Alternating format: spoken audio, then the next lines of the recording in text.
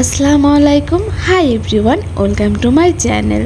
Friends, মুখে যদি ব্রণ বা ব্রণের দাগ থাকে তাহলে দেখতে কিন্তু একদমই বাজে লাগে। তো ব্রণের দাগ বা ব্রণ কিভাবে রিমুভ করবে? অনেক প্রোডাক্ট ব্যবহার করেছো কিন্তু কোনোভাবেই এটা রিমুভ হচ্ছে না। আমি আজকে তোমাদেরকে কোরিয়ান পদ্ধতিতে বাসায় কিভাবে তোমরা এটা রিমুভ করবে সেটাই দেখিয়ে দেব। মাত্র 2 থেকে 3টি উপকরণের মাধ্যমেই তোমরা কিন্তু ব্রণ বা ব্রণের দাগ রিমুভ করতে পারবে। সো কথা না বাড়িয়ে চলো দেখে আসি কি কি উপকরণ লাগবে এবং কিভাবে নিতে হবে। ফার্স্ট লাগবে আমার কাঁচা হলুদের গুঁড়ো। প্রাচীনকাল থেকেই কিন্তু রূপচর্চায় এই হলুদের গুঁড়ো ব্যবহার হয়ে আসছে। ভালো ত্বকের জন্য হলুদের চেয়ে ভালো আর কোনো সস্তা ও ভালো সমাধান কমই আছে। এটি এমন একটি অ্যান্টিসেপটিক যা তুমি প্রতিদিন ব্যবহার করতে পারবে।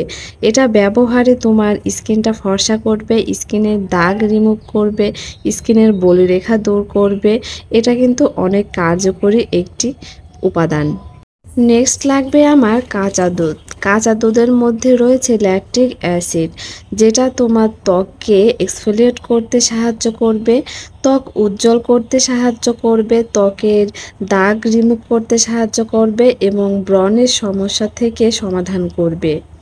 যাদের অতিরিক্ত ব্রণের সমস্যা তারা কিন্তু এই কাঁচা দুধের যে সরটা পড়ে সেই সরটা কিন্তু তোমরা ব্রণের স্থানে লাগিয়ে ম্যাসেজ করতে পারো প্রতিদিন। এটাও কিন্তু অনেক কার্যকরী। এবার লাগবে আমার মধু। মধুর মধ্যে রয়েছে অ্যান্টিব্যাকটেরিয়াল এবং অ্যান্টিফাঙ্গাল উপাদান। ত্বক পরিষ্কার ও জীবাণুমুক্ত রাখতে পারে মধু। মধু ত্বককে টান টান রাখে। মধুতে উপস্থিত প্রোবায়োটিক ও অ্যান্টিঅক্সিডেন্ট ত্বকে পুষ্টি যোগায়। মধু মৃত কোষ তুলে ফেলতে পারে। ত্বক যত্নে রাখার জন্য নিয়মিত মৃত কোষ তুলে ফেলা দরকার।